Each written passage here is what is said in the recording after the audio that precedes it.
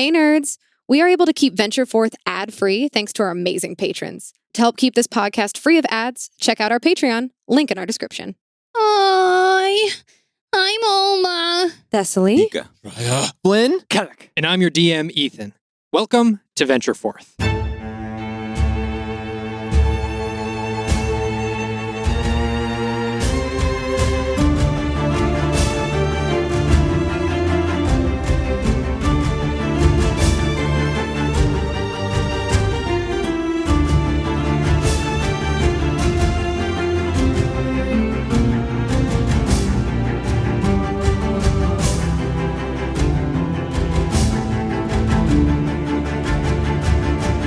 Previously, you all had ventured south towards a lighthouse where Thessaly had instructed you all that they were taken to perform various experiments.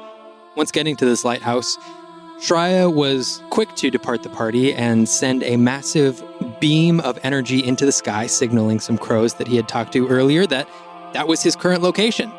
The rest of the party had gone down deep underneath this lighthouse to find a cave filled with laboratory equipment and experiments of some sorts. Kellic had rummaged through a series of papers seeming to document some of the contestants of these trials. And after some inspection and after some destruction, you began to hear what seemed to be a motorized minecart or something of the sort heading into a tunnel nearby. You all quickly departed, headed back up towards the surface, and rejoined with the rest of your party. As you all are standing outside now, breathing in the air from the sea right next to you, still seeing the lighthouse off in the distance, what would you all like to do? Still, if we're going to take on such a imposing threat as some sort of nest of these creatures, I do think it's wise if we were to prepare. So, we have the city at our disposal. Is there anything you lot can think of we should get ready before we go? Well, we can go back to the hut. Maybe Lyra has some kind of potions or equipment that we might be able to purchase even? Flynn, is there some Ironlight resource we could use to learn more about these creatures? I mean, we could have checked Kaylin's book, but she's gone. And there's no way for me to really reach anyone. Right. I'll pull out my book and flip through it, but I don't know if there's anything about mind flayers. Not in your book. No. Oh, yeah. It's just what I write down. I mean, you could potentially send a message to Mellaroo and ask, but I mean, or Zorkal. Who else have you seen? No, not Chath. Do you know if mind flayers are treated as monsters in the Ironlights? Yeah. Well, actually, I mean, you started to say Chath, and we could ask him and Hayfried if they know anything. Yeah. I mean, they're not but a hop, skip, and a jump away. I think I'd want to have more of a conversation with him too, though. Well, I mean, we could talk now and talk later. It's not like he's going anywhere. I don't know. We thought Hayfried's things are perfect, but it seems that you can break out of things, so I don't know how long we'll have him until he's strong enough to leave on his own, maybe? I'm not sure. Can't take anything for granted, that's for sure. I mean, that might be the best bet, though. Maybe Hayfried knows. Just some tricks and tips. On how to kill these things? Is that what we're saying? Or not die. How to not die would be Preferable. Good. yeah. Absolutely. That was a condition for joining. For me. Was it? For him, it was. Yes. I feel like we addressed that with this sort of We did. unknown nature of Yeah, the business we're in. I thought we kind of talked about that. But No promises. we'll try to no. honor it, Seeker. I just don't know about what I we mean, can I won't promise. kill you. I can't promise will that either. Try not to. Better than nothing. If we're going to a cave or caves, maybe we should look at provisions like food, light. Not everybody can see. And seasonings in case we want to cook up these foes when we're done with them. I don't think that's wise. I pretty much ran through that whole cave, and I didn't need to spend more than a couple hours in there, so it's not like a massive cave. I mean, maybe it is once you go into the, doorway to the nest, but, it's not like a massive cave, and I could see pretty well. From I what couldn't we've see, seen so far, but, it was fine. What exactly is our goal here, though? We've talked about maybe killing what's inside because it sounds like they did some terrible things. It seems like this is linked to the larger issue, but what do we want to do when we get in there? I thought we wanted to know why they wanted your blood. Well, I would like to know that, but I don't know if the answer to that is in this cave. But I thought that you saw your mind flayer get on a boat. Yes. With another person and go away. I did. And I saw a mind flayer get off a boat with another person and go into the cave. So 1 + 2 = 3. Yes, right. I just want to make sure we're not going in willy-nilly and maybe accidentally hurting some people that don't deserve it. There are no people in there that I saw. I think that's potentially up for debate. We don't know the nature of the presence of these mind flayers. They give me the spooks, for sure, but I don't know that much about them. The spooks? Aye, the spooks. They scare you? I looked at them. I have. You've. I mean, the way that the tentacle kind of, even when they're just standing still, it kind of does a little curl. It's gross. Okay, my point was, we don't have to kill it. You can just ask why it wanted your blood. And there was nothing else in there other than a bunch of cubes. We know that Codon Vo is a lieutenant of some sort to the Red Wolf, right? Yes. He was consorting with a mind flayer that we know of. You assume they're connected. That's the main thing we want to find out. We want to find out if is they're there part a of connection, this, and then stop it. So Break it's the connection. investigative primarily, not quite going in towards drawn necessarily. It Not can turn necessarily. invisible. Oh, what? Just FYI. The mind flayer? Correct. That's good to know. That is very good to know. Okay. Well, maybe Hayfried has some more information. Should we go? Do we want to that sort sounds of... like a lovely... it's at least a place to start. He might have some All right. stuff. Oh. Do we have anything? I have some stuff I can bring to him and give to him. Does anybody else have anything? Also, I am It seems like we should be kind of nice to him. And I'm only worried. you can be invisible now too, because you have the cloak. Oh, that's right. So we also have someone that can be invisible. Do we feel like this is time sensitive? If we go back to Hayfried's, We should be quick. very quick. Well, whatever we do, we're on the clock as far as the Red Wolf is concerned. They're Especially searching for these gates, and we have to stop them. with what happened in the lighthouse, that probably set them off already. That things are going down. They might be leaving right now. We might have to go in. I don't know. We Do we have don't time? know what they know of what happened at the lighthouse. All we did was destroy some machinery. We could have been vandals. Yeah, I mean, if we can be quick, I just feel like they might be packing things up right now as we're talking. So In the nest? wherever they are, they might be. Maybe, I mean, if someone had destroyed the lighthouse like that, and that was my base of operations, I would probably start thinking about leaving or moving, especially if I'm trying But to they do probably something. don't know that anyone secret. knows where their nest is. Maybe, but we don't know. Why would they know? I don't know why they would know, and this all did just happen. And we didn't destroy the lighthouse. I just, made sure that they couldn't do what they were doing ever again, or at least not there. Cecily, do you have any inkling of what it was they learned from you? We kept some of those drawings, right? I was hoping to get a better look at those. Yes. I have some of the papers here. Off the top of my head, I don't know. But I would like to look at the papers and maybe I can figure it out later. All right. Okay, so we want to move quickly, but we want more information, so maybe we should go to Hayfried's really quickly, ask him a few questions, and then come back. He has many answers. We don't all have to go, I guess, to Hayfried's. Yes, it's true. We could surveil the area that we're thinking about going to. Some of us are quiet.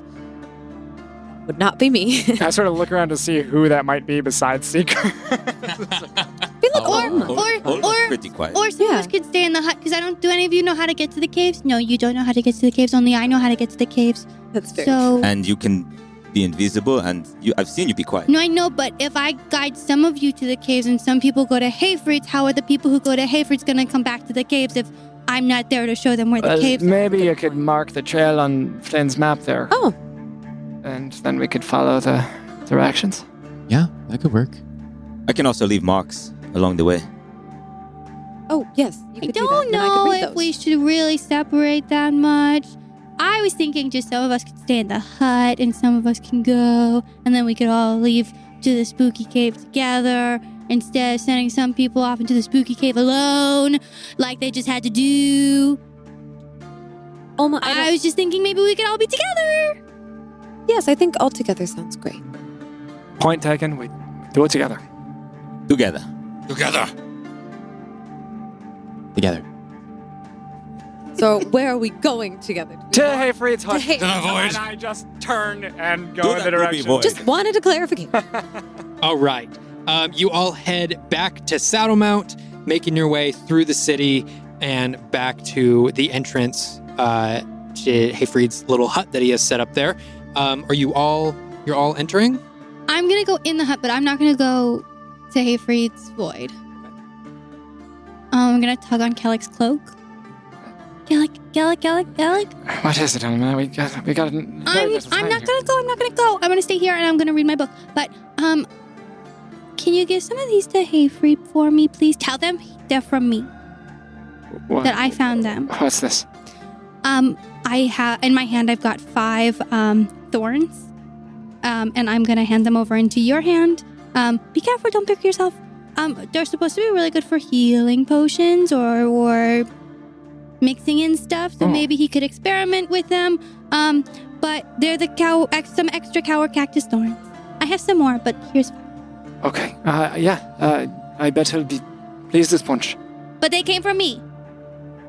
Of course. Why would I lie about that, Elma? All right. I'll deliver them for you. All right. Who is going into Hayfried's void? Ulma is staying here. Mm-hmm. Kellick is going in with the thorns. Mm-hmm. I'm going in. That's going in. I'm going to hold my nose this time. I'm going to try. I'm going in. I think Flynn. I'm not going in.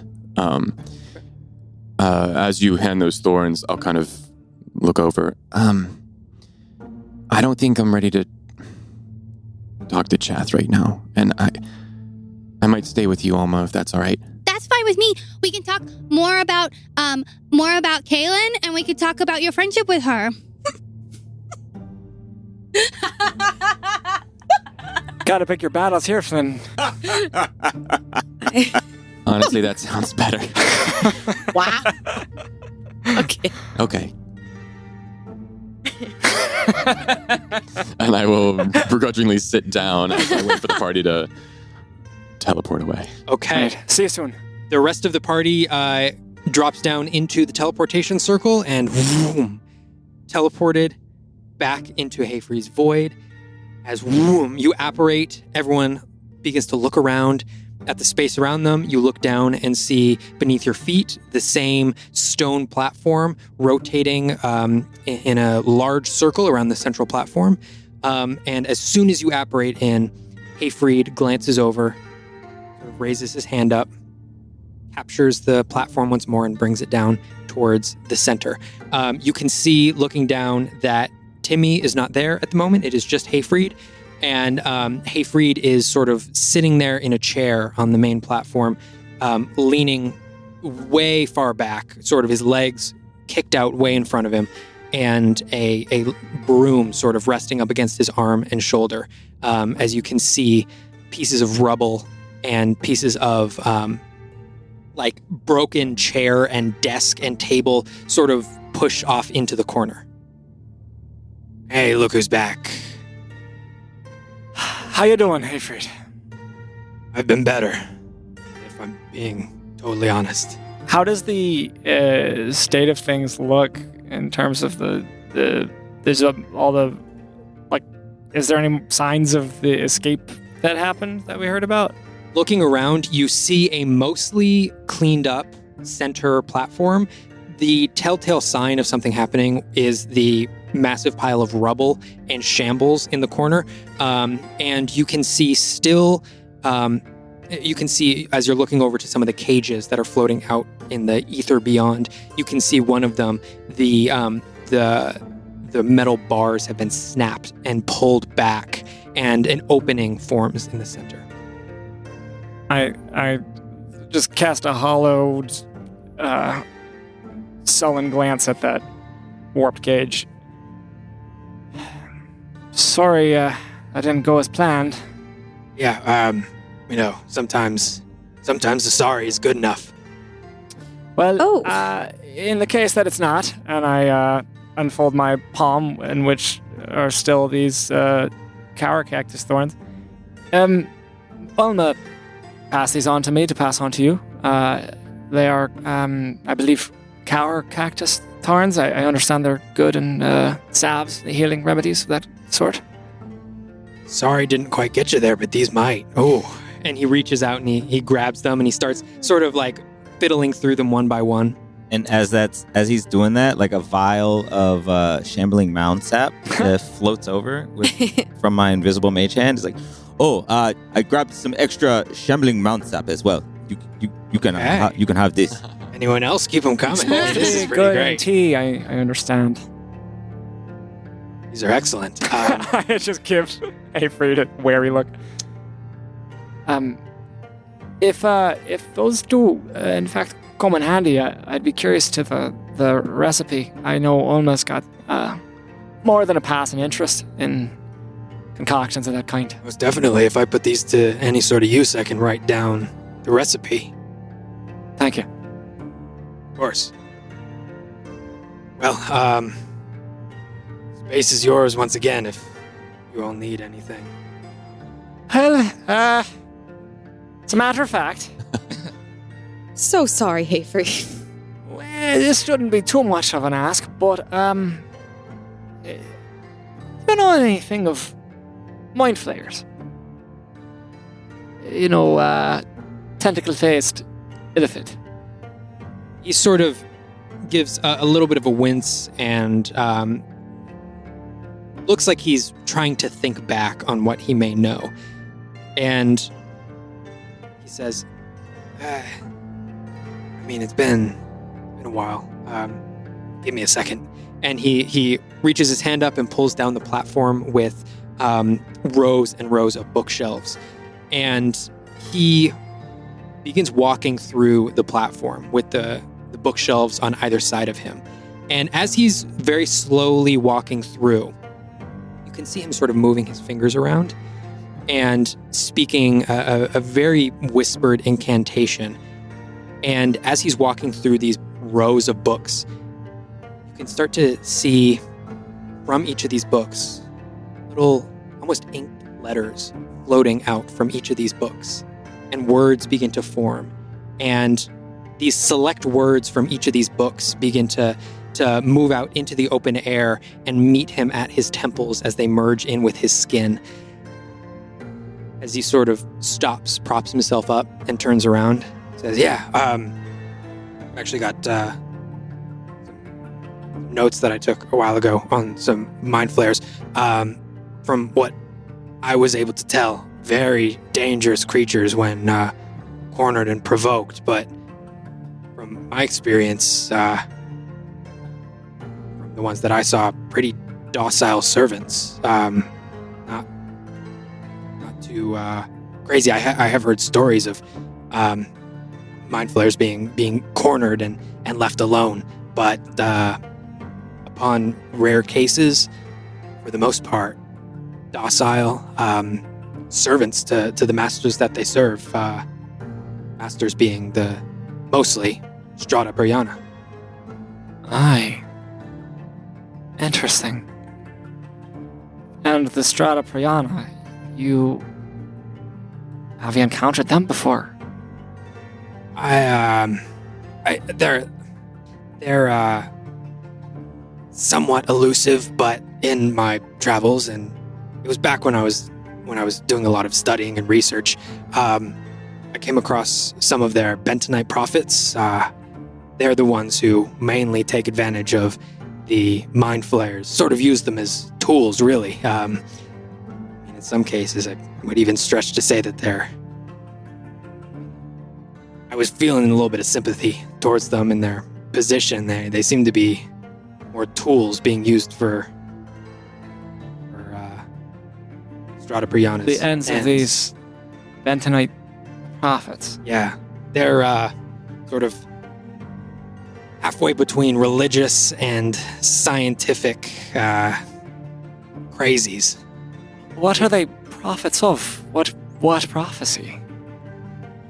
Prophets of they operate mostly out of Ondale and out of Stillgate. I believe they work pretty close with the government body up there. They're able to sort of manufacture these incredible technologies, sort of prophesize the coming of these devices and new technologies and shit the world has never seen before. Do they all have... I just wave my hand in front of my face. Mixed up countenances. What do you mean? Well, the only...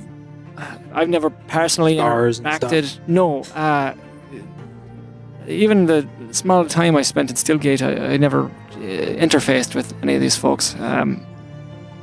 But the one we've seen, albeit through a magical mirror of sorts, their face couldn't be judged. And even when I tried to find them by magical means, I couldn't secure my eyes on their visage. That sounds to me like the Kodam Vo. Sorry. The Kodam Vo? Yeah, from my understanding, that's a title. Oh. How is that always happening to us? Kaom Artemisia. Kodam Vo. So Kodam Vo is a title, it's not a person, it's not From a what I name. understand, yeah. Seems to be a title, sort of the leader, and I guess in their circle of what they do is the thinking behind it is that anyone could be this person. It could be anyone, and it's a position to aspire yourself to, and that within their ranks, the orders come from what seems to be one person, but no one really knows who that person is, creating a sort of intrinsic trust and mistrust at the same time in the pursuit of their scientific knowledge. Aye. It's sort of saying you can't take any one person's word as gospel, and in the scientific approach, you have to always be questioning, and you shouldn't be afraid of one person. So they remove that aspect of themselves. Well, but isn't it a bit intimidating that they have all these faces? Is that really... Like I having a said, side it effect? works with and against their purpose. Right. These mind flayers, you say, not too dangerous unless provoked. But how dangerous? Quite deadly. And what would you say, something like a nest? What business would a nest have beneath a city like Saddlemount, for example? I would only advise to steer clear. Oh, you would, yeah. Yeah. Okay. Okay. I can't speak to any, like you asked, purpose of a nest, you could say. And you said they're good servants. Are they always servants? From the ones that I've seen, yes, but they were always accompanied by their Strada Brianna. Strada Brianna handler, you could say. They are bad, but they are not the bad. Okay. I'm just going to turn and kind of walk away, like towards space, and try and find some space. And as I'm walking, I'm going to try and catch Dess's. Been listening intently that whole time, just hanging back. I'm going to give you a look of scared shitless. and as I'm walking away. I'm gonna just like shrug my shoulders, sort of sending the message of like, this is the mess you introduced us to. Did any of that sound familiar to me? Did any of the things that I was listening to Hayfried say ring a bell? Yeah, from the very little sort of that hazy memory that you have, you remember what sticks out to you was the terror upon seeing this creature, the Mind Flayer, and that caution that comes with it. But there was no battle surrounding it. It did seem to be, for the most part, a silent servant. Okay, what about the whole thing with the prophets? Oh, the prophecy. Does that... You do remember that there was another human there. You don't... There's nothing about any prophet. It seemed that there was a business transaction happening for the most part. And these creatures being called Mind Flayers, they would their name be some sort of function of what they can do to other creatures? I'd say it's a staple of what they can do. Oh, great. Fantastic. Well, if that's their area of power, then certainly they must also have vulnerabilities as well, yes? I would assume so. Do we have any idea what those could be? You don't know? No, I have not encountered one in battle. Fortunately. Oh. What about anti-flaying measures we might take for our minds? Fair question. Gosh, I mean, I've encountered a couple of things in my past that take over a person's mind and possession and magic of that sorts. I could give you some helmets that might help. That's what I'm thinking is like a metal Really? bowl A on my head or helmet? something. Yeah, I don't know. What? So it's like a physical thing that happens. It's not like a psychic. I don't know. It could be a. I've like I said, I've never seen it happen. But from what I know of possessions and messing with people's minds, it could be the result of a low level of magic happening constantly. It could be. Gosh, I've seen physical gases within the air take over people's minds. I've seen, in my worst days, I've seen certain surgeries. So the helmets, how many do you have? We're just all gonna walk into a cave with the essential like tinfoil hat. Yeah, literally. Like, here's my tinfoil hat. Not even. Oh God. I mean, I've got a couple of different helmets. Some of them do different things, but I don't know how well that would serve in this scenario. Just because, like with, and he gestures over to the cage. For certain magics, certain spells need to be imbued and certain precautions need to be taken. And I can't account for every single spell or way to take control of someone's mind, or in fact, a way for someone to drink a potion and turn into a massive beast and break out of their cage. I can't necessarily plan for all of that. Well, who could, Hayfried, really? Super glad that I'm not hearing this. I'm like kneeling down and taking my backpack off and starting to take some items out. And you're going to hear in the back like, Timmy! Timmy's not there. And looking around and going through pulling out the totem that I pulled out in the sanctuary above, or on the other side of the portal, pulling out my sigil from my chest, which I don't know that anybody's seen except for maybe Tess. My focus, pulling it out and clutching it and my hand shaking, saying, Okay. It seems you and I need to talk a little bit.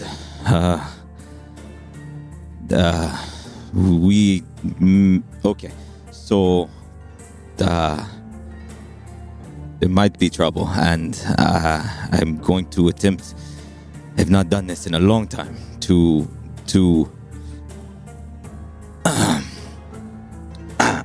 ask for maybe some help. And as I'm holding the sigil in one hand, I'm also playing with in my right hand with a cylindrical, another cylinder similar to the totem, but much skinnier, and it's like a white ivory, or maybe limestone type of cylinder, and it's got this beautiful, very faint elvish characters up and down the sides, and on the top of it, it's got like a maze or some type of a symbol, and in the middle of it, there's a ring of gold. And I let go of my sigil and I grab the cylinder with two hands on either side of the gold in the middle, and just turn it slightly and pull it apart. And inside there are scrolls, just like a vellum, some parchment, and I lay them out a little bit and just stare at them for a second and mutter, "Okay, old man, what were you doing? Know there's something here that can help me.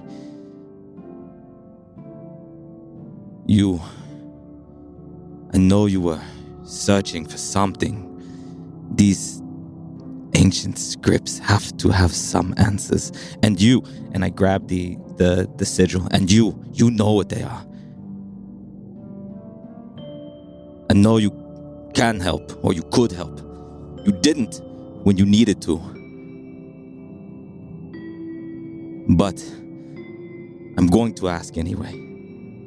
And I'm going to just try and study the scroll a little bit, and see what I can make of this ancient script, this ancient elvish script in front of me.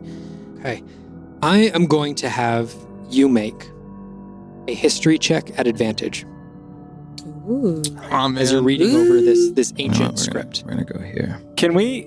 Are we seeing this? Where is Seeker doing this? I'm not that far away. Yeah. Are you still on like the central platform, or?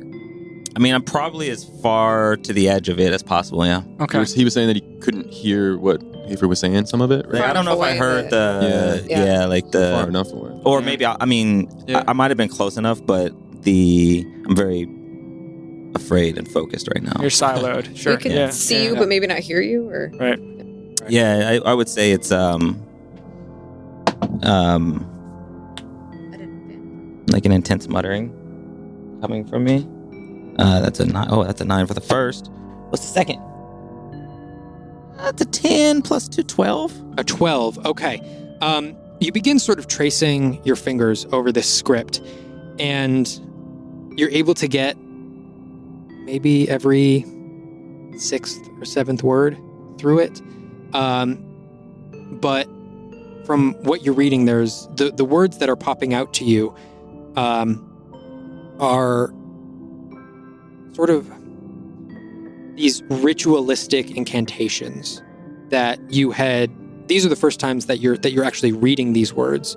You had heard them before, and your mind is sort of piecing them together, but your study slows as you just can't make out all of the words.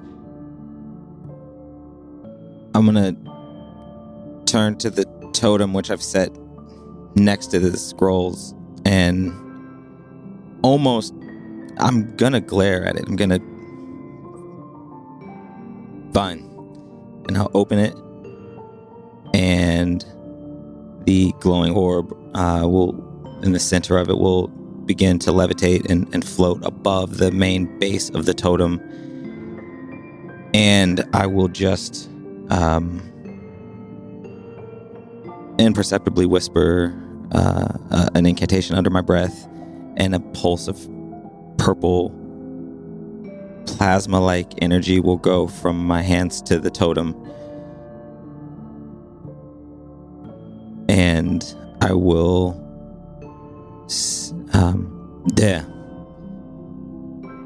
There's your offering. What can you tell me?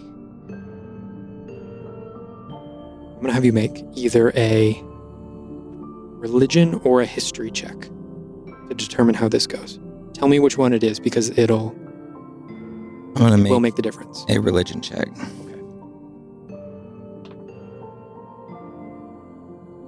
17. 17. You all notice, the rest of the party who's in the void notices for just a brief moment as Seeker casts a spell into this totem. And as he's sitting there, he goes silent. And just from what you can see, just barely over his shoulder as he's sitting there, you can see this orb. All of a sudden it begins to almost melt or pour out this purple plasma from it. Almost like a small water spring coming out of this totem and flowing out onto the ground. And this purple flame almost looks liquid in the way that it pours out onto the ground and makes its way around Seeker. And you think for a moment that you might be in danger as this plasma makes its way out, but it finds an edge just beyond Seeker and stops as it begins to crawl up Seeker's body. And with each inch that it crawls up his body, it turns his body almost into this translucent purple glass as flames start wisping off of it in complete silence. It encompasses his shoulders and finally his head, as now he looks sitting there like an immovable glass statue. Seeker, your vision goes dark. All of a sudden you open your eyes. You see a beam of light hitting your face. You're laying down. You roll over. You feel the comfort of soft sheets over your shoulder. As you look around, you are in your bed as a child. Just woken up one early morning. Looking around, you see your room. What are you doing? Oh. By the gods, what is this? I'm gonna feel the bed and remember the comfort that I've not felt for so long of a place, a stable place. And I'm going to jump out of bed and see if and look around, see what I can see. Is my mom there? All right, you look around and there's no one currently in your room. You look over to the door that leads into the living room and you see that it's just barely cracked open. And you can see a gentle morning light coming through. And that singular beam of light coming from the doorway, perfectly aligning itself with your pillow. As that morning sunbeam emanated from that door every single morning, that was what woke you up. That sunshine in your face. And I'll go through the door. Okay, you open up the door and you look to your left towards the kitchen. And before you even can see, you hear two voices talking. Two voices that are very familiar. You hear the first voice being that of your mother. Sort of a light, soothing voice, but one that seems a little bit irritated right now. As you see, she turns from her. She's cooking at the moment, and you see she turns back to the dining table. And she goes, "Well, I'm not going to do that because that's not my job, Mom. That's their job. And that shouldn't be my responsibility." And sitting there at the table, you see Eldra, your grandmother. I look at my hands. Are they my hands as a grown man or my hands as a boy? You look on the inside of your hands and you see where you have grown accustomed to calluses, cuts across your hands, some singeing on your fingertips from where you've been casting spells. You now see smooth skin, uncalloused. Don't see any of the wrinkles there. You see your hands as a boy. I just run into the room and say, "Grandmama. Hello." Seeker, give us a moment. We were just discussing about your mother's responsibilities at work. And she turns back to your mother and says, Yes, but when certain people aren't doing their jobs, and especially in a position as important as yours, surely there should be someone there to at least cover it. And they continue talking back and forth about work. Dejected, sad. I want to turn and see if I can find my father. Right. You look around and you look down the hallway to your right, and you can see along the hallway on either side different paintings of your grandmother and grandfather on your dad's side, your grandparents on your mom's side. You can see one of your parents. You can see the one that you know from your childhood of you all together as a family. And as you're walking down this hallway and seeing the paintings on either side, you get to the end of the hallway and see a closed wooden door that you know leads to your father's private study. And from behind that door, you can just see bursts of purple light. Vroom, vroom, vroom, vroom. Just casting a gentle purple glow over the floor and the walls through the cracks of the door. I want to sneak in. Okay. The room. Make a stealth check for me as you reach up and you open up this door. That's a 21. 21.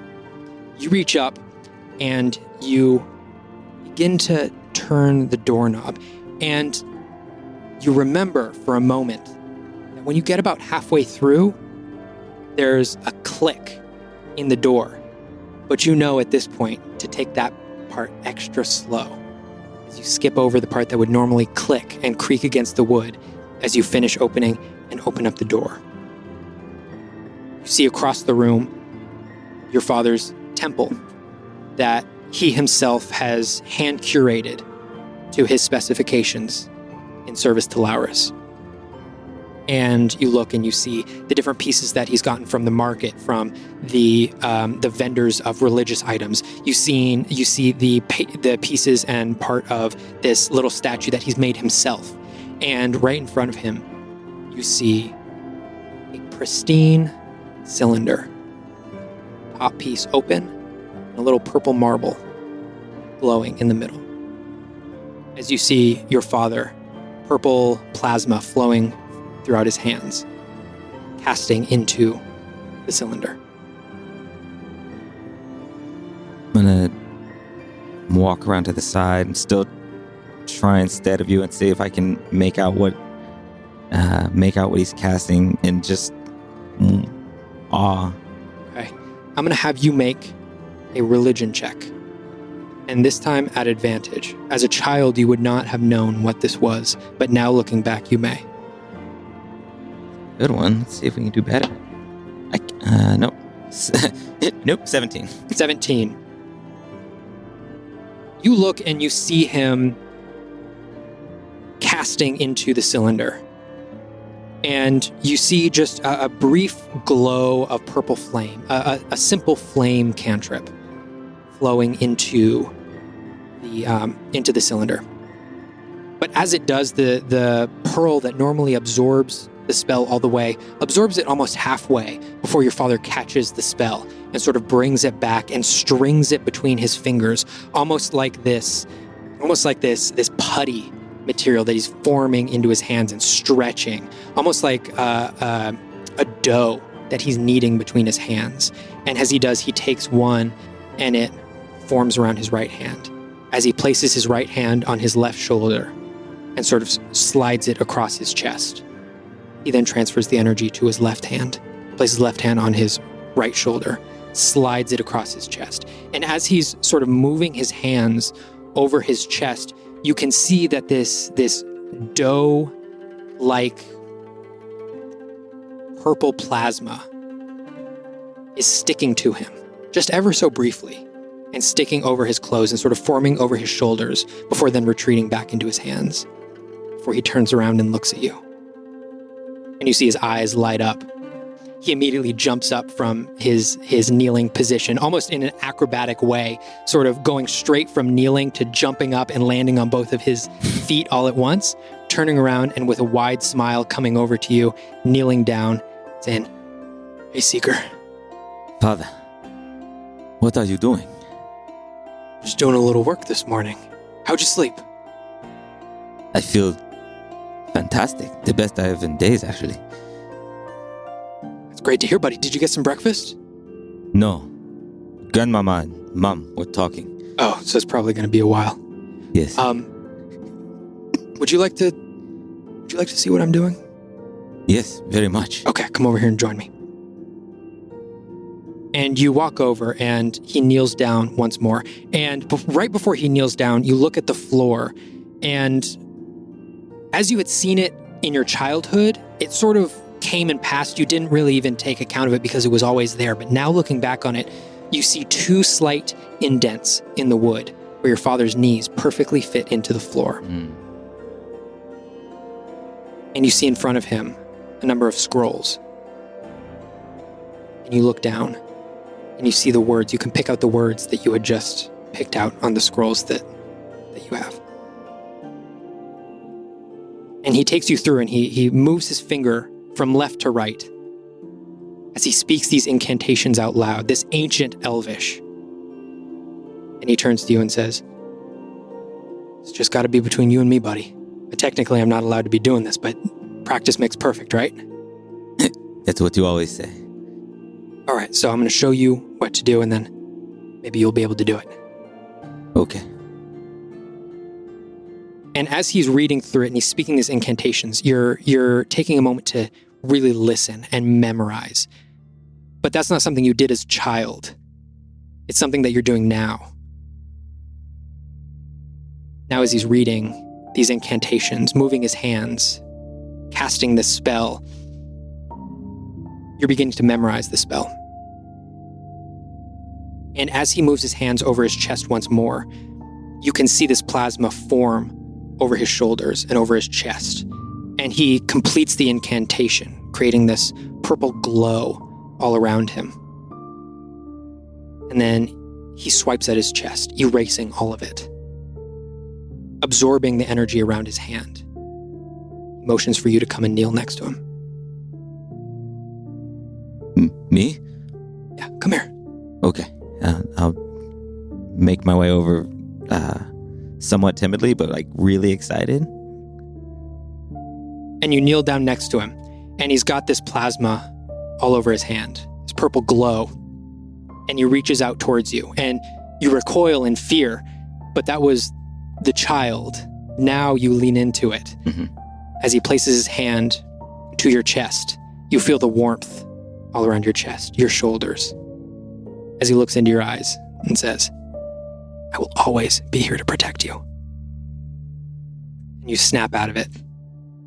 You look around and you see nothing but void around you and a little totem in front of you.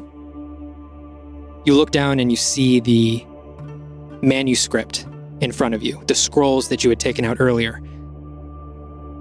And now you can perfectly read the first few lines, the incantations that you now remember your dad teaching you as a child. I will read them and practice the incantation, and I'm gonna just kind of touch my chest, or he touched my chest where my sigil normally is, and look at the scroll, kind of run over it with my forefinger, just saying, this is so, it's weird. It's like I've always known, but I've never. This is, and we'll read Shalom, Hash, Beck, Shalom, Hash, Beck, and try and invoke the same magic that I was taught into the totem. And as you do, just as your father had done, you grasp some of that energy from the totem, move it to your right hand, cross it over your left shoulder and the left part of your chest, Move it to your left hand. Move it up to your right shoulder and chest. As you successfully cast the spell. As I cast this spell, what do I feel as it washes over me? You feel it's not even necessarily a physical. You do feel the warmth of the spell surrounding you, but you feel as though you had when you were a child and your father put his hand on your shoulder. And as you feel this, and as you accept this new spell, you level up. Hey! Okay. Let's go. Hey. And that would be mage armor. Yes, that would. Hey. Nice. That's so cool. Very, very cool. All right. As everyone else sees, looks over towards Seeker, and these little flakes of glass begin to break around the statuesque form of his body. And with each that breaks and falls to the ground, you expect to hear a shatter of glass. But they liquefy as soon as they hit the ground and dissipate into purple nothingness. Some things, I say to Hayfried, is just looking up to see this, you can't prepare for. You all right, Seeker? I will just very slowly nod. And I think I am. Gee, I already said I didn't quite. He's got his back to us. I think I'll go check on him. Why don't you stay with Hayfried? And I'm gonna walk over, like, a little quizzically concerned. So that was new. Yes. How do you feel? Very good. I saw my father and my mother and my grandmother. How was that possible? I don't know. I talked to Your friend? I don't know if I call him that, but you know, it was nice. It was like a dream, but it was real. But I learned something neat. Did you learn something new? Yeah. Well, kind of. Like it was like New and not? child me, but me. So I think I just learned it, but maybe I always knew it. I don't know. I feel like you should have this conversation with Shreya. Maybe he would understand a little better. But I feel better. You feel better. That's good. My father told me he would always be here to protect me. And I feel like we can do this. I feel less sure every day, but I know that I'm going to be right next to you no matter what happens. So, Thank you. You're always a good friend. I try. I'm glad you got something neat out of it. Well, let me clean up all of this, and I will come back to the group, and Sure. we can deal with the flaying of their minds.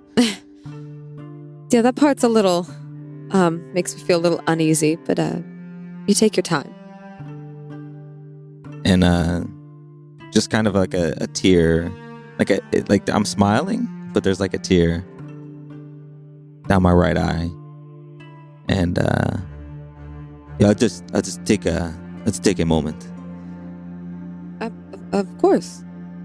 And not really like hurt, not really like, but just kind of wanting to give you your space. I just like take a few steps back, and I kind of like, not knowing what to do, like wander back towards Hayfried. Like, I guess this is. As you take the steps back, I will hop up like my father just did, and walk over and give you a hug. I stiffen, and I just kind of. I thought we talked about, like, maybe like once a month we can do hugs. We did one yesterday, or was that yesterday? I don't remember which day it is. It was earlier today, and usually we fight things that we know we can, beat. We do. Things are a little more dangerous now. And you should know that I very much appreciate you. I know you appreciate, and I hope you know that I appreciate you, but we don't have to hug or... Okay, fine. And I'll push you back a little and Thank try you. and punch your shoulder. There we go. That's much more comfortable. There it Thank is. you. Better? Much better. You Okay. can punch me on the shoulder Fine. anytime. That's great. Fine. Love that. And as you turn to walk away, you'll feel like an invisible hand rustling your hair. Get off. You asked for it. Sort of watching this private moment on display, I give Hayfried a quiet nod and I sort of backpedal to the teleportation platform to head back to Saddlemount to give this space to this moment. And you look over at Hayfried and sort of catch his eye just very briefly, and you can see he's crossing his arms, and he sort of looks at you, gives you a gentle nod, and you can see his right arm just barely crossed underneath. He sort of does a little brief hand motion as the teleportation circle bursts to life, and you are once again taken back to Saddlemount. As he does that, he turns back to Thessaly. You. Me? I've got something for you. Oh, you do? Yeah, give me 1 second. And he reaches over, grabs a platform, brings it down, and you can see this platform is armory is the best way to describe it, is armor, weapons, and there on the central table, you see 2 weapons. Both of your swords. My sword. Yay! I have to contain my excitement, this childlike excitement kind of bubbles up in my face, and I get this very genuine smile, and I kind of have to control my emotions, and that's wonderful. That's great. Could I pick them up now? Yeah, go for it. So I am going to summon them all first. Okay. Just sort of so an equal exchange takes place. So I reach my hand out one more time, and that void opens up, the fire curling over my hands one more time as it it comes into my hand, and then I set it on the table where the swords are, and then I take the swords into my hands once more. Okay. And as you look at both of the swords here, It's one short sword and one long sword. you look at both of the swords, and they look a little different than Okay. when you first handed them over.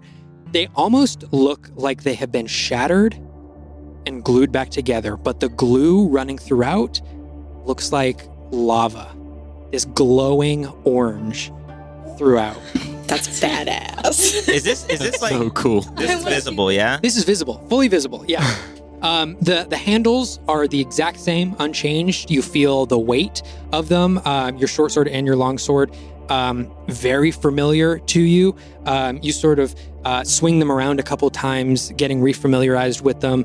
And as you sort of look at them and grasp them in your hands, what are you going to do?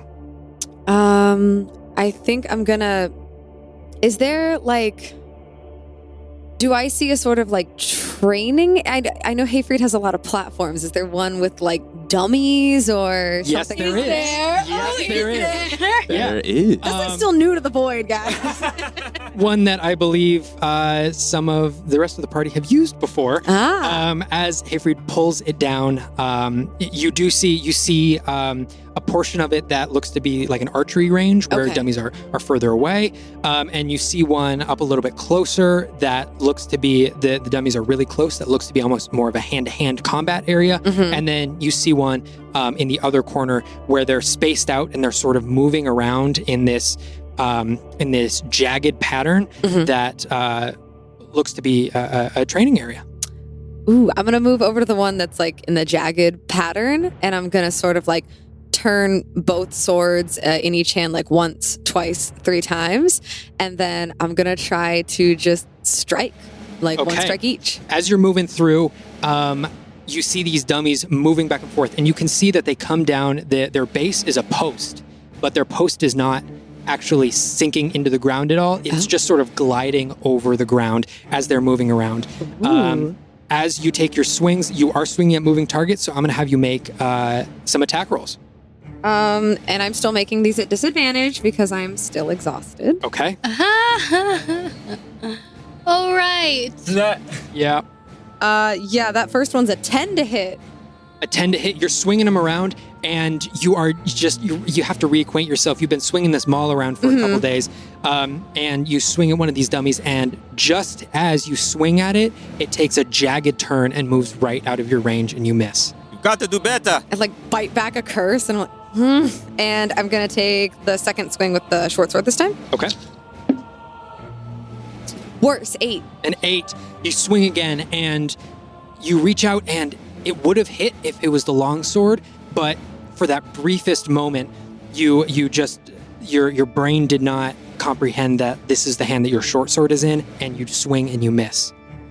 So I sort of like I huff in frustration, and you said that there were like it's all on the same platform, right? Yes. So there are stationary dummies, right? Yes, there are. So I'm gonna walk over to one of the stationary dummies that is clearly intended for archery, and I'm gonna like try to cut the head off of it. Okay. You swing into it once, and your sword drives in a couple of inches. And as you pull it back out, you see that the inside is sort of made of like hay and some rope, and the outside is made of this like very thin burlap. And as soon as you bring your sword back out, you can see the rope and the hay sort of merge back together and heal itself as soon as you pull it back out. You take the second swing with your other sword. You take another swing, another swing, another swing. And as you keep pulling the swings in and out of this dummy, it begins to catch fire. As you realize you are additionally dealing fire damage to this dummy as well. As you continue swinging and swinging and swinging, everyone else looks over at Thessaly. Everyone who's there, I believe Seeker and Shreya are the only other two there. I've walked over to Shreya at this point. And as Thessaly is swinging, Thessaly, you get into this rhythm of refamiliarizing yourself with the balance of these swords. You're swinging, making these cuts, you're making jabs. Seeker and Shreya, you look over, and as Thessaly's back is facing you, and she's attacking this dummy, you begin to see her back begin to glow a dull orange. And you begin to see... Do you see that? I see that. I wonder if you two were to stand next to each other and you did the thing you did earlier, it would look quite nice. You look back and you see the flames that are now whipping off of this dummy almost begin to whip in tandem with flames now forming on her back. As you look over and you can see just a very gentle glow of flaming wings on Thessaly's back. As Thessaly, you finish your combination, feel comfortable with the sword, with the swords now. You're refamiliar. As soon as you turn back around, Seeker and Shreya, these ethereal wings are gone. Where'd they go? That was so nice. Jaw agape. Thessaly, you turn back around. Now, comfortable with these swords, you sheathe them once again, and with that click back into your holsters, you level up. Ooh. Nice. That's so cool. I'd like to walk over to Hayfried real quick after like feeling readjusted and happy to have my own weapons back. And I am going to say, Hayfried, I don't find magical items like Seeker, and I'm not really good at, bringing fancy things back or giving people money or anything that anyone really seems to find valuable, to be quite honest with you. But No value. just not valuable at all. But I do have this, and I don't know, I thought you might like to have it. And while we had been at Lyra's place and everyone else had been sleeping, I was occupying myself with finishing the drawing I had started in the void. I would like to give that to Hayfried. Okay, yeah. So why don't you roll for this drawing? Okay. Yeah, and you didn't have... And not at disadvantage. Not at because, disadvantage, yes. Great. Okay, so back at Lyra's, I did this, and... Okay, so that's plus my proficiencies. And you said if I spent more than an hour on it, I get a bonus? I have that in my notes. That is correct. Okay. Yes, that is correct. So that's going to be... I have it written right here. Yes. So that's going to be a total of an 18. An 18. Yes. Okay. Very nice. What did you draw? So Give us a description. when we had initially been back in the void, there was a moment where Seeker and Flynn and Kellic and Hayfried were all gathered around the table, and they were sharing a drink and a meal. And I was over in the sort of rest area with Olma, and I decided to draw that moment. So I took the time to sort of like get all of them together. Seeker has sort of like a smile on his face. Kellic looks a little grumpy. But Hayfried looks, and Flynn looks as boisterous as ever, like glass raised. But Hayfried just looks sort of happy and calm to be there. Like Hayfried's version of happy, I guess. Like not, and it's just, yeah, it's clearly each of them just all gathered in this moment of camaraderie. All right. And I hand it to him. It's all right.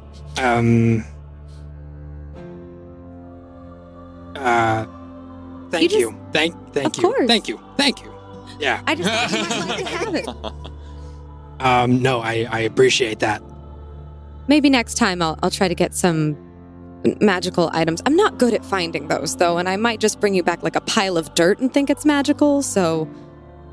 You never know with dirt. Really? You never know. You never know. I'll pick up some dirt next time I'm out then. And I'll just kind of like blush a little bit because I haven't given someone something like that in a while, and I'm gonna go over to the library part, like the Okay. book part, and I'm gonna see if I can find a book about Fenra. Okay. As you are searching for that, we will come back Cool. to you in a moment. But first, Lynn and Olma, back in Saddlemount. What time? Like, about what time is it? I don't know how long it's been. It's like mid-afternoon. Okay, so I'm sitting. Flynn and I are just sitting in the hut. I pull my book out as if I'm just kind of like cross my legs and like I'm about to start studying a little bit. I try to match Flynn by pulling a book out, but I'm just staring at him instead of the book. And I'll, after a moment, I just kind of... This is too small and cramped in here. What are you doing? Why are you looking like that? Stop that. I'm not looking like anything. Why are you being weird? I'm not being weird. I'm gonna go. No, don't go. We were going to talk about Kaylin. You don't have to, but can we just go out of this hut? It smells in here. It's weird and it's cramped. What do you think it smells like? Like mold. Musty mold. I don't think I smell that. What does mold smell like? I don't like gross. I don't know. And I'm gonna close my book and pack it up and throw my backpack around my shoulder. I'm just gonna go find We can't go too far though. We'll be able to. I was gonna say see the hut, but We can't see the hut. I guess if you think of it, it shows up. Yeah. Magic is cool, but it is kind of confusing sometimes. I don't like it when so many things go invisible. Yeah. That didn't really happen until recently, and now everything goes invisible. Uh-huh. Make more things invisible. It's the note that I'm taking. Wait, no. What? And I will open the door, and I would like to just try and find, just from looking out, is there a forested area that I could maybe get to that's decently close, or a little bit area of a grove that I just want to sit next to a tree, just Looking around, you see that this is the docks. You are currently in the docks, and you see nothing but massive warships around you.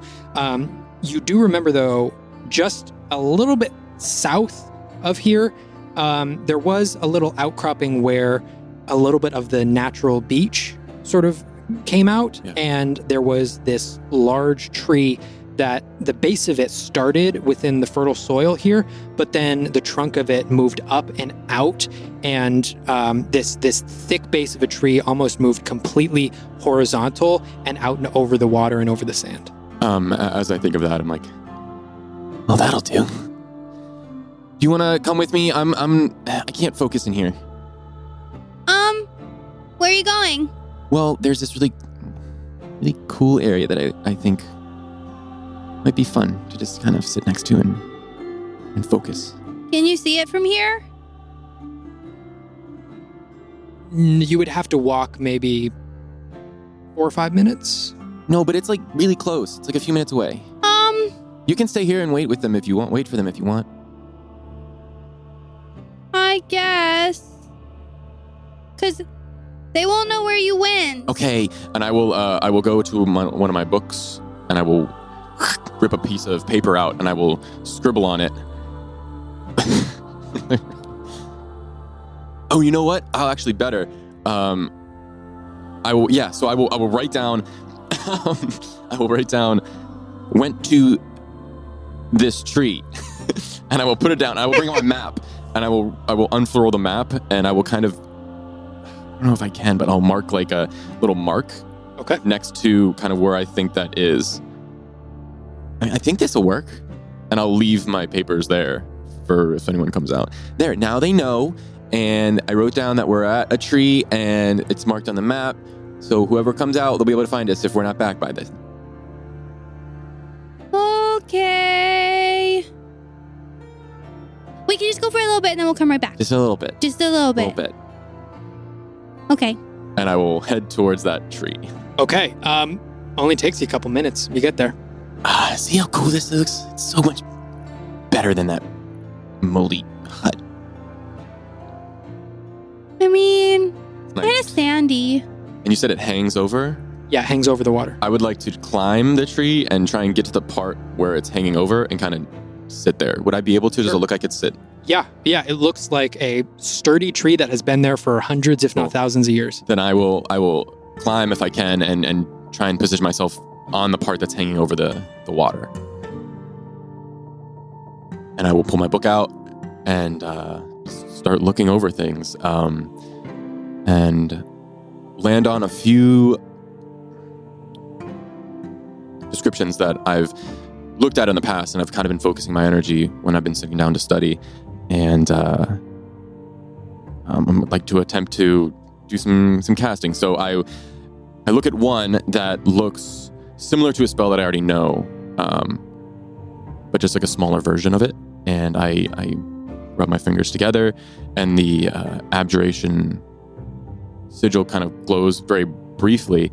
And similar to shield, I will raise my hand up really quick, quicker than normal, and giving it less time to procure the magic. And the shimmer of the abjuration glows, but with shield, how it stays for a little bit longer. This energy basically just shows for but a moment, and it evaporates into the wind as I use my ability, Arcane Deflection.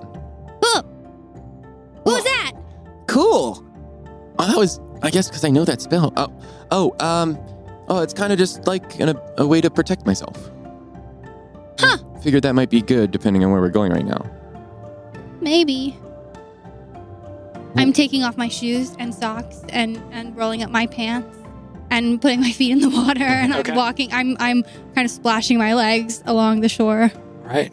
And realizing that was easy, that gives me like this renewed hope of, that wasn't too bad. I can try another one. And I will flip to another page. And this section of the book is littered with the green symbols matching my arm that match the tattoo that is new and crawls all the way up my arm, and it's in this green ink. And I will go over the book a little bit, read some of the, like I've learned, focus in on every little piece and description because it's important. And I will rub my finger together where the green tattoo wraps around my finger. I will rub that together as that tattoo starts to glow, that green. It's like this dark green. And I reach over to my hand where my sword tattoo is, as it begins to also glow green, as if I were summoning my sword. But instead of summoning the sword, I spread my hands out and put it on that tattoo and almost pull. And as I pull, that green glow pulls from the tattoo and almost stretches out. And as I do that, my hand feels weak and it freaks me out. I'm like, what was that? And I look through the book a little bit more and okay, that is supposed to happen. Okay. And I will go back and be like, okay. And I will once again rub the finger together, reach over to the tattoo and pull that green energy. And as I do, I kind of wince and I pull it out and I have that glowing green energy in my hand and I just press it to my chest. And as I press it to the chest, it almost envelops and kind of washes over me and almost dissipates. But if you're looking close enough, it has like a green, I now have like a green glow as I attempt to cast False Life. And I think I roll. One. So I gain essentially 5 temporary hit points as this green glow envelops me. Hey, Flynn, did you know you're glowing? Yeah, this is kind of weird. It also hurt, and as I turn back to my arm that hurts, it like feels like sore. I kind of shake it a little bit, and it goes back. It feels better again. It lasts for a moment, and then it feels better again. That was weird. My arm hurt when I cast it, but now it's fine. You said I'm glowing? Yeah, you're glowing. Huh. You're green. Huh. Cool. And I pack my books up and I put them and I leave them on the tree. I take my shoes off and my cape. Cannonball! And I'm gonna jump into the water. And with the splash of the cold ocean water shocks your body, and as it does in that brief moment, you level up. Yeah! Oma, some water splashes on you. Oh, Flynn! And I create a wave to like crouch over him with shape water. All right. Flynn! Is he still glowing? Yeah, it lasts for a minute. It lasts for an hour. So yeah, I'm going. Oh. It's so cool. I could see you underwater. Yeah, that's so cool. I mean, I could see you underwater normally, but now you're glowing underwater. Yeah. You're like a little lantern. That is, yeah. Oh, I can do this too. And as I'm like treading water, I kind of raise my hand up like I'm casting Green Flame Blade, and I rub it together, get that flame, and I touch my shoulder pad as I transfer that over, and it like alights in flame as this shoulder pad is now just kind of glowing with the flame flickering off of it. I can do this too! And I shake my shoulder and I go underwater and it's still light. It's still a light as I like have now glowing on me and then a glowing green shoulder pad because I cast light on my shoulder pad too. How about now? Yeah, that's weird. Is it on fire underwater? Yeah, remember magic is cool and confusing? Fire and water. Okay, magic is cool and mysterious. I mean, you probably can. You probably can do it too. Put some fire in the water. I don't think so. I think water kills fire. I will come. Pretty sure. I will swim up and can I hop up and sit next to Oma? Yeah. So I will kind of. Oh, now I'm kind of cold. Do you have some of that fire? Fire? Right now? I don't know. Yeah. Cold. Get your cloak. I will stand up and I'll go over and grab my stuff. I will come back down and sit down and wrap the cloak around. Whew. That's better. I can't just fire needs wood to burn. I mean, you can't. You can't just make things that don't. It needs fuel. I do it all the time, and I. But I need to dry off and to get warm. Oh. Like it'll just dissipate if it has nothing to feed it. Yeah, it's not hot, and I touch it. You can touch the shoulder. It's not. I know, hot. but my fire is hot, and it will burn. Okay, well that's kind of what I want. I'm cold. Okay, but it will hurt you if I don't have something to put it on. Oh, I right. can't just throw Flynn. fire on you. Flynn, as you are arguing with Olma, Typical. Yeah. Yes. Olma, there's nothing really even for you to notice here. But Flynn, as you're arguing with Olma, for one of the first times that you've known Olma, you are not in immediate danger. There's not anything you need to go and kill. There is no evil that needs to be stopped. You, for the first time since you met her, see a kid playing at the beach. Yeah. And with that, Olma, you level up. Most wholesome level up. Always, always wholesome. And with that, boom, Kellic, you apparate back into Saddlemount. I just shuffle my shoulders a little bit. Never get used to teleporting. And I just look to see that Flynn and Olma are no longer here. See a little map with a mark on it.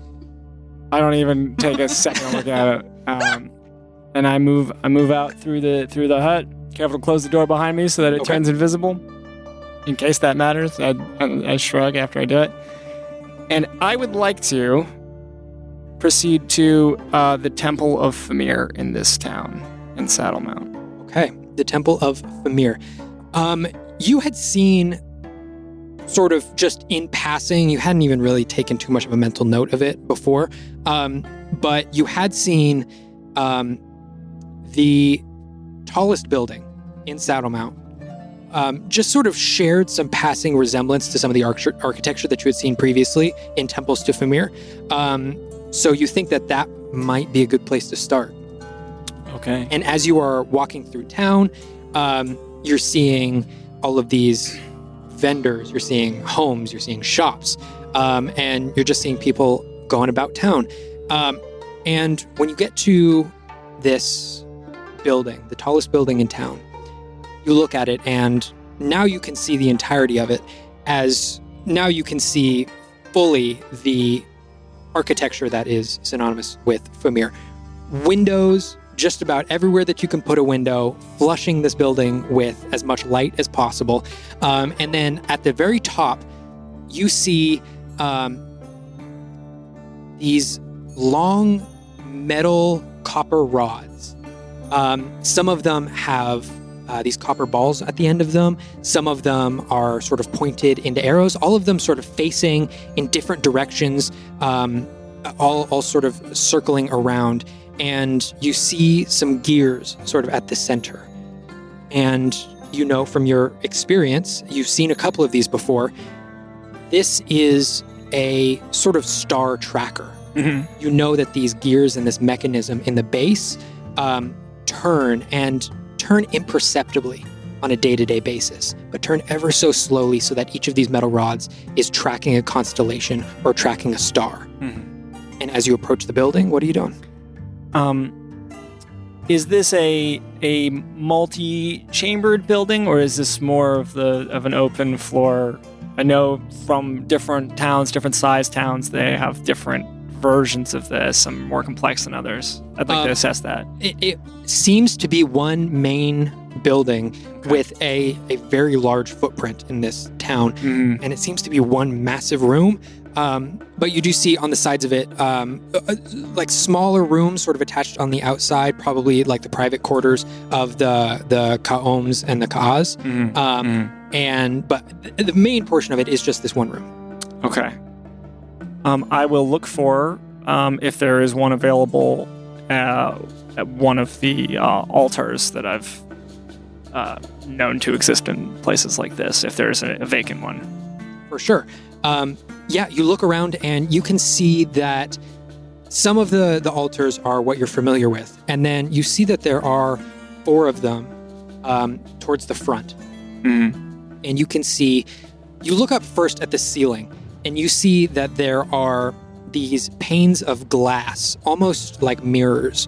And you can see that they're very slightly open, letting in some of the air. And you can see mechanical devices on either side, slowly turning them, so that the light that comes in creates a direct beam down and into this pool probably only about 1.5 feet in diameter of water. And that is glowing the water there. You can see this beam of light perfectly deflecting into the water. Mhm. And as the sun passes overhead, you know that these gears change the angle of this mirror so that it constantly pours light into this water. Okay. There are Okay. 4 of them at the front. Okay. And how occupied is this temple at this hour? Or At the moment, looking around, you see that there is what looks like two Kajis, in the corner, sort of discussing. You see that they have a book open, possibly discussing literature. You see what appears to be an older human woman kneeling down at one of these pools of water. And then you also look and you see what, from your best guess, looks like a teacher and a group of students. And very quietly, the teacher seems to be teaching on the history of the religion of the old gods in this area. Okay. I will, my arm quivering, steel myself, and force my arm down at my side. Take a deep breath in. I will walk into the temple, and I will go to the altar furthest from the one that is currently occupied. Okay. Not quietly, but just as though I belong there. Stride up to this altar. And am I unaccosted as I do that? Yes, you can walk right up. Okay. As I do, I hold I kneel in front of the pool of water, and I hold my shaking hand in front of me, and I look forward to the stonework, to whatever the most shadowed area of the stonework is, and I just say, "Yeah, we don't like water much, do we? Don't worry. Being exposed to things, that's how we come to grow. And you might think you're done, Zachary, but neither of us are done growing. So go with me here." And I look down into this lit, glowing pool of water, and I pull from my pocket my symbol of Famir, and I gingerly drop it into the pool, so that it might land in the center of the water, and allow for that, the distance, the depth of the pool, to cause the image of the 3 rings to grow in my perception of it. So it meets my gaze, and it is now the actual, from what any onlooker might see in this pool of water, the size of the symbol has grown a great deal from the way that the water displaces the image. And now I look not directly up toward the coming in light, but just short of it. And I, without having to look back down at the symbol, trace these newly enlarged rings with my fingers. And I say, "I observe the sun, the lady's glory, undoer of darkness, deathless beacon of hope. I await the stars, souls of light, welcomed by the night sky. I hope for the moon, envoy of the sun's light, that those souls might bask in a softer glow. May my eyes reflect this light that I behold, that it may shine on others." And now, I tighten my fist, and I close my eyes.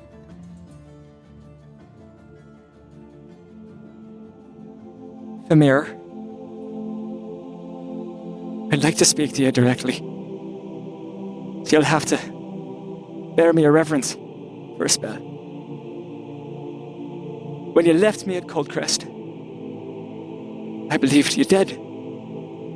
But since then, I've witnessed your magic, felt your presence. and spoke to a god who told me that ye yet live. And I just turned my head as though to acknowledge the woman adjacent to me.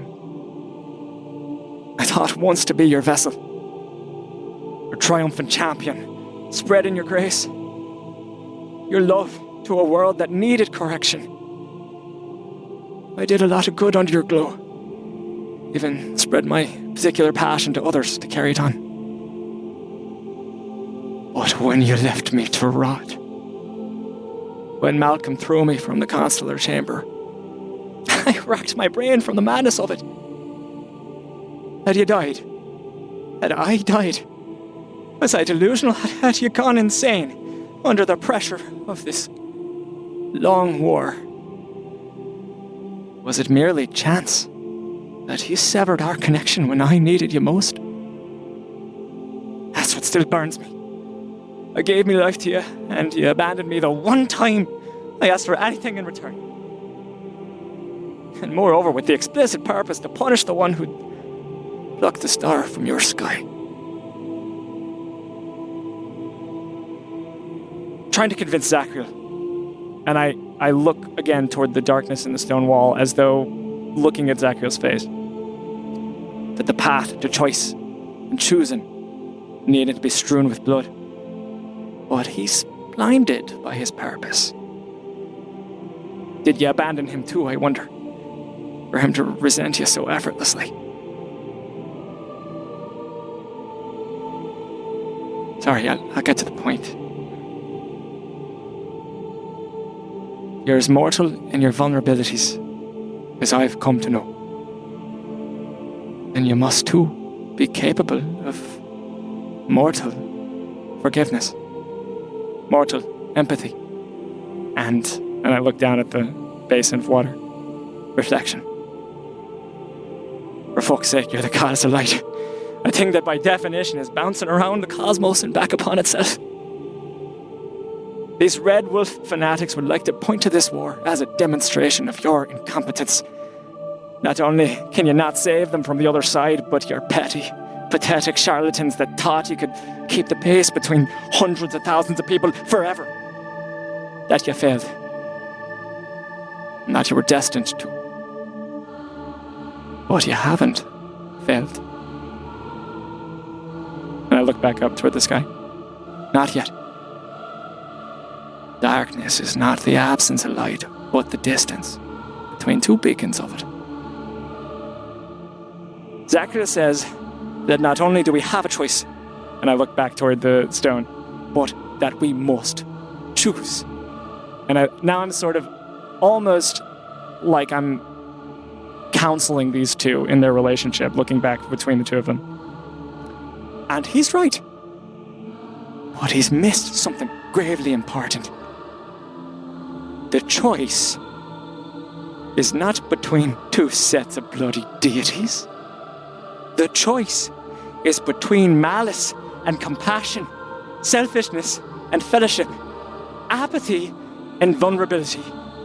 The choice is between walking the path of least resistance, watching the world burn, profiting off the pain of others, or taking up arms and choosing to fight, to repair it, to suffer, to repair it, to risk everything to repair it. And it's a choice we must make again and again.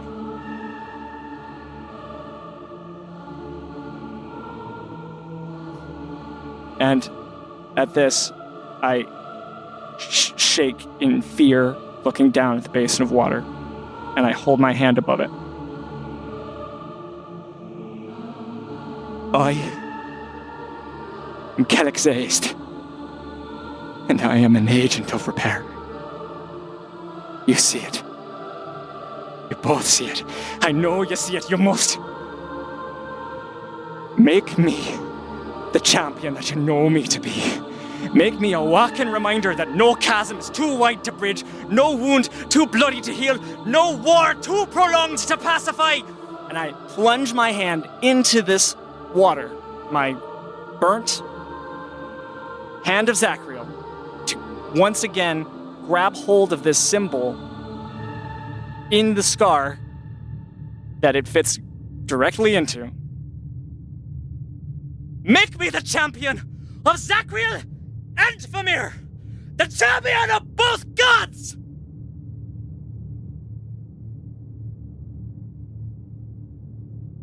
MDM, Yeah. I leave it to you. What happens now? Okay. I'm going to have you roll 8d10. Okay. What the heck is going on? Load me up with some D10, fam. Sure. A lot of, because we have no idea what's Roll going an on. 8d10. My What do you think's goodness going through his head gracious. right now? Whew. Hard What to say. have I done? All right.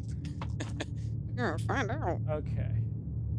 That's good. Should I add these? Well, we don't know if high or low is good. Yeah, we don't know. actually. We Okay. do not know. Yeah, just add them up and let me know. I'm nervous okay. for you. I'll help you. Here, 11. I'll put. Okay, 11. 12, 14, 20, 27. If this was a fireball, that probably wouldn't be that great. Yeah. Yeah. He's 27. What's 27 doubled? 40, 54? 54. 54. Kellic, Okay. as your hand plunges into the water Mm-hmm. and the water splashes up onto your arm, Mm-hmm. you take 54 points Okay.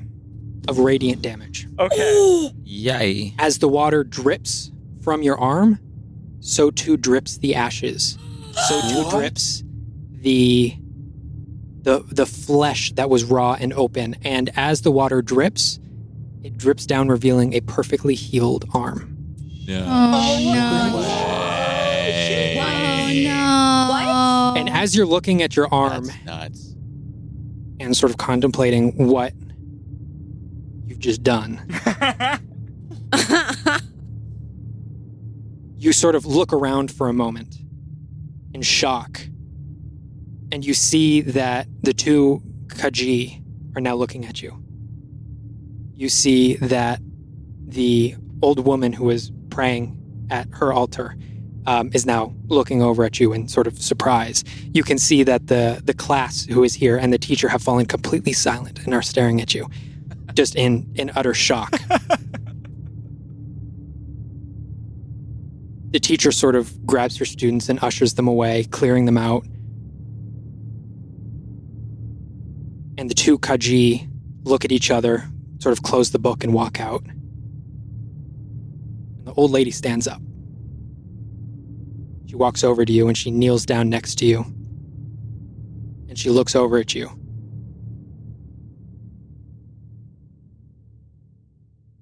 I'm so sorry I wasn't there for you when you needed me.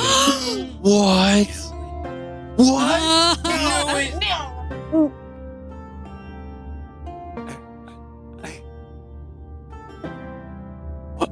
What?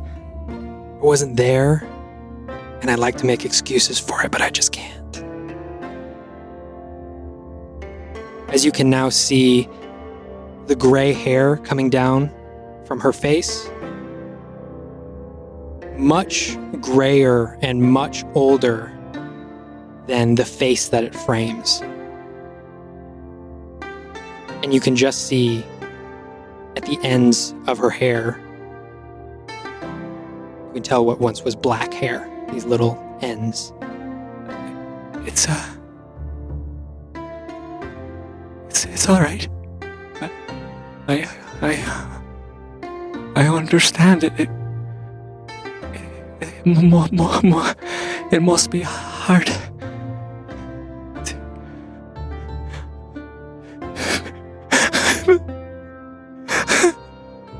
I'm so sorry.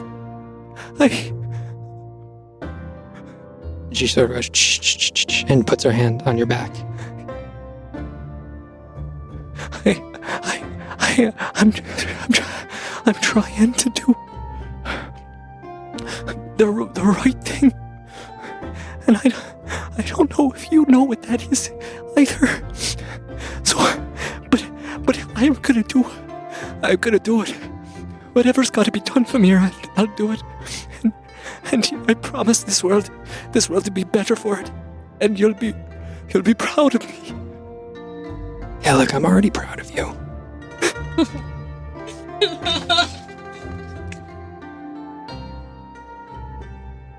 And I know I've made mistakes, but I think I can hopefully take a step in the right direction right now. And she reaches her hand out for your hand. And I look down at this alien feature I've reacquired, and I tremulously put it in her hand. And she sort of grasps it, putting her other hand over your hand. And she closes her eyes. She just sits there in silence for a moment. And very gently, under her breath, goes, "Deal." As your hand begins to burn once more, and embers begin to wrap around your arm, you begin to feel your flesh twinge and tingle as once again the flesh and the pain of it removes the skin and bubbles and boils and blisters your arm. And you look back up and she is no longer there. And you are sitting there in an empty temple as you level up. Hey. That's nice. Make a deal with each other? Or did they? It kind of sounds like she was not saying deal to Calvin. Question. Many a question do I have. I just my eyes dart around the room with a hint of confidence and a overwhelming amount of being overwhelmed. Okay. With that, we are going to move back into Hayfried's Void as Shreya, Seeker, and Thessaly are finishing up everything that they're doing. Leslie, could you do that again with those wings? That was really amazing. The wings. And wait, Seeker, that thing you were doing before, could you do that now? As you all hear, at the same time? coming into the void, vroom, you see Timmy walking into the void. Timmy. Oh, hey guys. Hi. Hey, Freed. There's a lot of birds outside. They're all just flying around. I don't know. Wait a minute. What do they look like? Well, there was a lot of crows, and I think I saw an owl. I dashed toward it. I think I saw an owl. I run. Which I thought was weird because as you guys run past. I give Timmy a pat on the head as we run past. And you all run outside, and you see, the first thing that you see is crows littering the sky above you. As just in the middle of it, you see one owl flying circles in the middle. What are you all doing? Well, I think yours had something to do with this. I point up at I don't know these other birds. That's Eldra. Yes. That's Eldra, that's yours. I'm gonna try to seek out that leader of the crows that I was talking to previously. Oh, snap. A while ago. As you look around, I'm gonna have you make a perception check for me. 23. 23, nice. You're looking around, and pretty soon you find the crow that you had spoken with. But looking around the rest of them, you notice something a little bit different than when you saw the crows last. They almost begin to shimmer and sparkle. You can still see the black feathers of them, but every once in a while you get just a hint of a sparkle within them as you pinpoint the leader of the crows. I bring my crystal staff to my mouth, and it outlines my beak, and I cast, my forehead glows, and I cast Speak with Animals as I point at this leader of the crows. Okay. I just drop my beak, and I say, Well, as you can see, he's sort of doing circles in the sky. He hears this. He looks down, swoops down, and sort of lands on the ground. as he swoops down in front of me, I say, were your travels fruitful? Hey, my friend, it's good to see you again. It's good to see you too. Hey. I forgot. Yeah. He's real Italian. Yes. We weren't here for it. I forgot I they know, were but I remember mob. hearing it. And it I was so forgot they were mob Yeah. crows. Love it. A murder of crows. I would A say, murder of crows. hey, it's a murder of It's a crows. murder of crows. I would say our venture was very fruitful. I would say. I would say it's a little bit better than what we were expecting, but yeah, we all got check this out, and he sort of shakes a little bit, and you can see just in between the feathers, like these tiny pinpoint shards of crystal.